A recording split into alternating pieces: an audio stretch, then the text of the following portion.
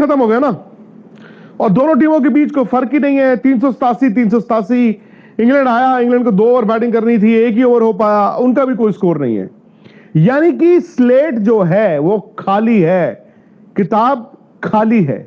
लेकिन वो किताब खाली नहीं है क्योंकि आखिरी ओवर जो लास्ट 7 मिनट थे उसमें ऐसा हुआ जो मुझे लगा न सिर्फ इस टेस्ट मैच बल्कि सीरीज में तड़का लगा गया है। शुभमन गिल को आया है गुस्सा, इंडियन टीम को आया है गुस्सा। क्यों? क्योंकि जब भारत की पारी खत्म हुई, तकरीबन 2 ओवर का खेल था, 8 मिनट का खेल बचा हुआ था, और 8 मिनट का मतलब है कि बुमराह ने पहला ओवर डालना था और उसके बाद दूसरे एंड से 1 और ओवर हो जाता, उसके बाद दिन का खेल खत्म हो जाता। जैक क्रॉली ने क्या किया? जैक क्रॉली ने भाई बुमराह के उस ओवर में पहले तो वो गेंद खेले हट जाएं, बॉलर भाग रहा है हट जाएं, बुमराह को गुस्सा चढ़ा। पहले तो इंडियन फील्डर्स ने बोलना शुरू किया, उसके बाद एक बार बुमराह आ गए, वो तब भी हट गए, और जब 5वीं गेंद उनके लगी और उन्होंने ये कहा कि मेडिकल हेल्प चाहिए, भाई उसके बाद इंडियन टीम से रुका नहीं गया। इंडिया के प्लेयर उनके पास गए, तालियां बजाई, और शुभमन गिल ने तो भाई जो अल्फाज दिए हैं पंजाबी में और अंग्रेजी में वो यहां पर बताया नहीं जा सकता। लेकिन गिल को गुस्सा चढ़ा, इंडियन टीम को गुस्सा चढ़ा, और कहीं ना कहीं मुझे लगा कि जैक क्रॉली ने अपने डर को दुनिया को दिखा दिया है। बट यार इस विकेट पे ना ड्रॉ ज्यादा लगता है। नहीं नहीं नहीं नहीं नहीं, मुझे लगता है कि ये जो आग लगी है दोनों ड्रेसिंग रूम्स में, अब आप देखेंगे इंग्लैंड भी आएगा कल। इंग्लैंड की इज्जत दांव पर है। उन्होंने बेसबॉल किया, अब वो शट डाउन नहीं कर सकते।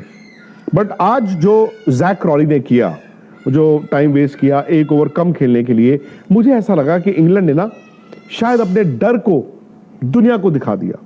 आमतौर पर आप क्या होते हैं ना, यू स्टैंड ब्रेव, आप डर को दिखाते नहीं हो। इंग्लैंड ने आज ये बता दिया कि हम 1 ओवर नहीं खेलना चाहते, हम डर रहे हैं, हम 1 विकेट नहीं गंवाना चाहते। और इंडिया ने यह दिखा दिया कि तुम्हारी ऐसी की तैसी, अब आओ।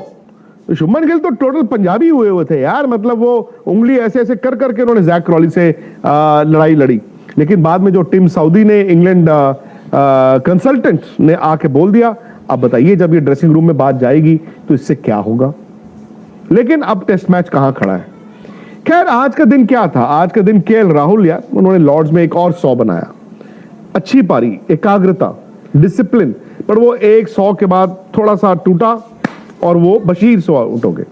लेकिन मुझे लगा कि मैच कहां बदला, लंच से 1 बॉल पहले जहां ऋषभ पंत आउट हुए, रन आउट।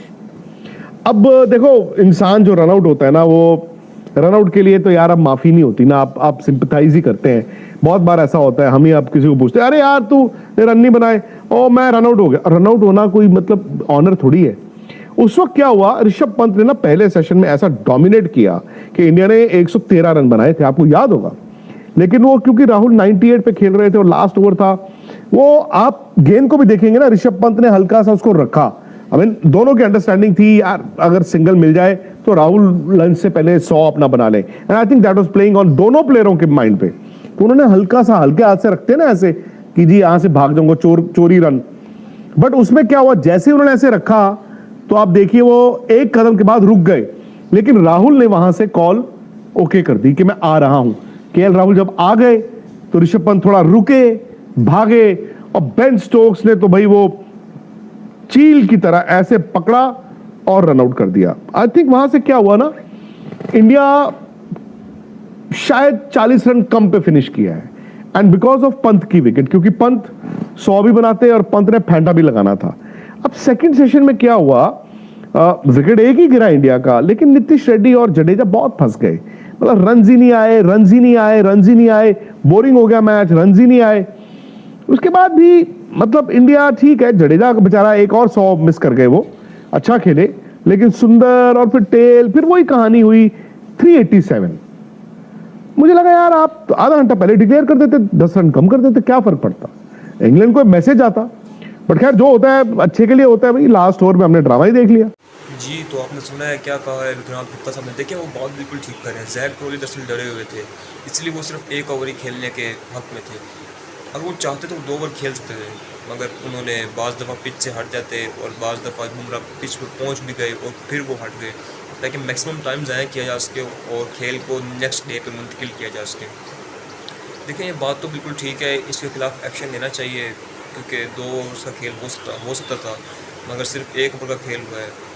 और बाकी Bumrah of course is a bowler, is a fast bowler, इतना बड़ा रनअप उसके बाद इतनी थकन हो रही थी बंदे को, और ज़ैक क्रोली का रवैया बिल्कुल काबिल बर्दाश्त नहीं था। और शुभमन गिल ने गुस्सा भी किया है, कुछ बातें भी सुनाई हैं जिसका अभी तक पता नहीं चला। इसके अलावा इंडियन टीम को भी बहुत गुस्सा था, because they were fielding at that time, and bowler of course bowler को तो बहुत ज़्यादा गुस्सा होगा।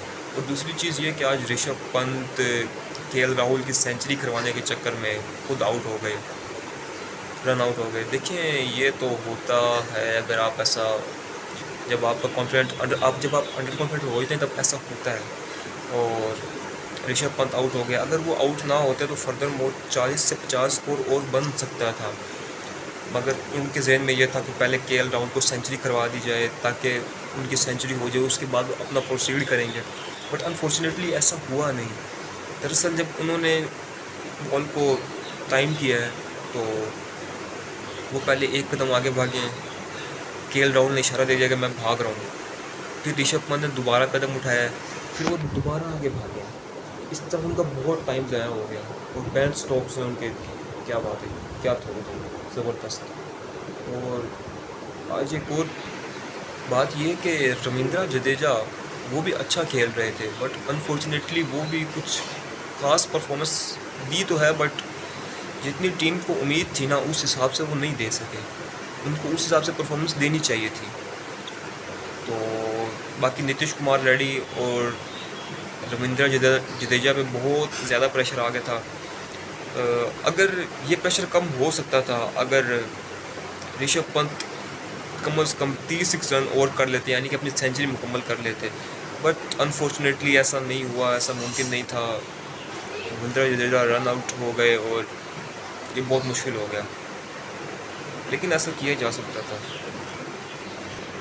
ख़ासकर इंग्लैंड की पिच जहाँ पर रन आना वैसे ही बहुत मुश्किल होते हैं और विकेटें बहुत तेज़ी से गिरती हैं, उस जगह पे अगर 30 से 40 रन और हो जाते तो it will be very helpful for Indian team, but unfortunately it doesn't happen, and I hope that Indian team will not suffer any further more coincidences like this, and please subscribe our channel and like our video, and thanks for your support.